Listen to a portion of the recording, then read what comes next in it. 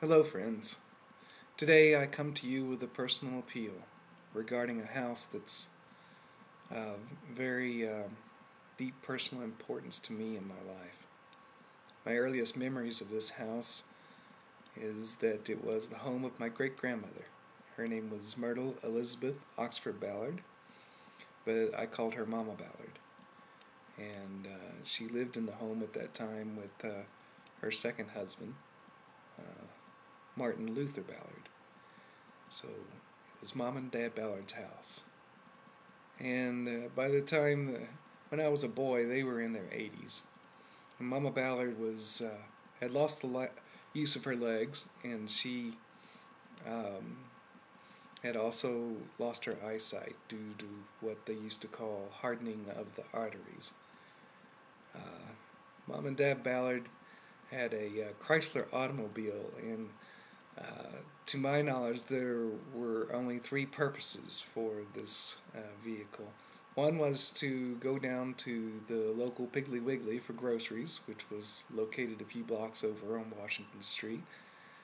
The other was to go to church on Sundays at the First United Methodist Church. And the third use of it was to pack up the cane poles and go to the Thompson Brothers Ranch to do some fishing. Uh, my great grandmother, I can still remember her parked on the bank of the fishing hole um, in her wheelchair, and she just fished by feel. She would, Dad Ballard would bait the pole with catfish bait, and she would toss it out there into the middle, and whenever she felt a bite, she would pull the fish ashore. So it was a pretty amazing thing. After we would fish, if we were successful, we'd come back to the house and Dad Ballard would clean the fish and we would get ready to have an excellent meal. Could always go to the ice box, which is what they called the refrigerator back then, where there would be ball jars of what we called sweet milk because it came from directly across the street. So I remember getting sweet milk out of the ball jars. So, other memories I have of this place is after Mom Ballard moved on to a rest home, and we and passed away at the age of 95. Uh, my family invested several $100,000 in many hours renovating the house, and eventually opening the house as a bed and breakfast called the Oxford House, which we operated for 12 years. Um, it featured clawfoot bathtubs in 4 different rooms and antique armoires, and was a really special place for people to come and stay. They also hosted many weddings in the gazebo behind the house. And I myself got married there in 1995 and spent my honeymoon night in the house. Later, when I moved back to Stephenville in 1999, when my wife and I actually lived there with our toddler, my first daughter, when she was a toddler, and my second daughter was conceived there. So it's been a very special place for me personally, and for many other people who've had the chance to either stay there or to get married on the property. So this past summer, it got to the point where the family could no longer afford to maintain the home, and when the opportunity came to sell the property to a couple who were both doctors, Bill and Nanette Evans, we decided to go on ahead and do that because we believed that they would, since he had a practice next door, that this would be a perfect place for them to have a home and to maintain it, and it looked like a really good deal for us. But we soon learned that they did not intend to keep the house. They wanted to use the property to to build out some extra parking for the practice that was next door.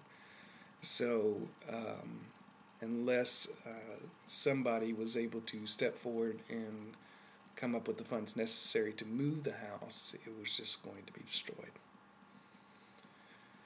So, to the Evans' credit, they have they did offer the house to the local museum board, provided they could raise the funds to move it, and through a tremendous effort of my local community, the local museum board, particularly Robin Ritchie and Sherry Knight, who is my mother.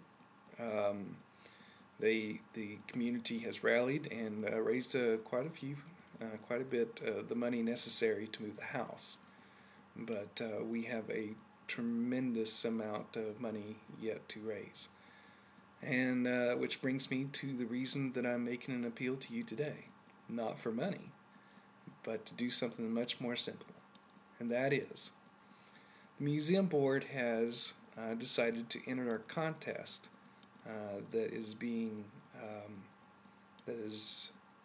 put on by the Pepsi Cola company, and they are giving away $250,000 to the project that receives the most votes for the money. So all you have to do is to go to www.refresheverything.com, and in the search box at the top of the page, type in Save a Painted Lady, sign in or register, and to vote. You get to do that once a day, every day in November, and if our combined social networks are strong enough, and if everybody believes in this enough, then I think that we're going to be successful in accomplishing this. So, again, just I really appreciate it if you would step forward. It only takes a couple of seconds, and help us in this effort to try to save this home so that it can be moved to the museum grounds, where it will serve as the keeper of the community's historical archives, and it will also serve as a focal point for a summer camp for our local children to come and learn about their local community's history, and can also still continue to serve as a place where people can get together for reunions, weddings, and other very meaningful community events. So once again, I just want to thank you in advance for helping us out, and just express to you just how much this would mean to me and to my family if we were able to accomplish this.